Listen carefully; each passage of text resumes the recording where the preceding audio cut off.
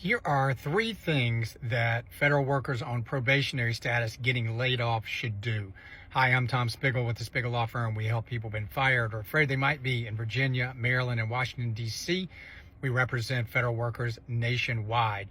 So the first category is looking back. Okay, let's take care of what's going on. Make sure you get all of your relevant paperwork, your SF-50s, your reviews, anything that you can take with you. You want to see whether or not you have a potential claim for improper dismissal or discrimination. You can file either of those with the Merit System Protection Board or with your EEO office.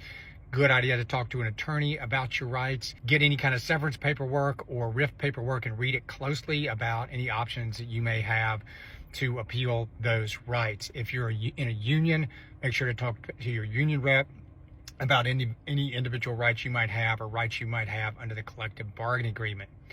Second, the things you can do right now to try to stabilize yourself economically, make sure you understand your health care benefits and how those will continue likely under COBRA.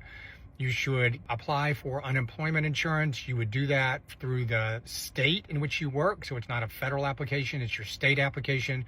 If you have your SF-50, that's going to make things go faster, but if you don't, you can still apply. The third category is, the looking forward. Where do you go from here?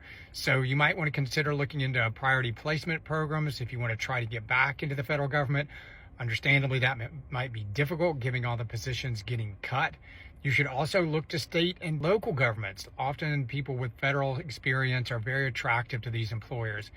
And finally, there are private sector employers, whether government contractors or otherwise, who might find your skill set appealing. It helps to get a career service person who is used to advising former federal sector folks on how to translate their skills into things that are attractive to the private sector. So I know it's tough times out there. I hope this helps. You can join our free community if you'd like. You can go to spigglelaw.com/community, where you can talk to other people going through the same thing. All right, take care, folks.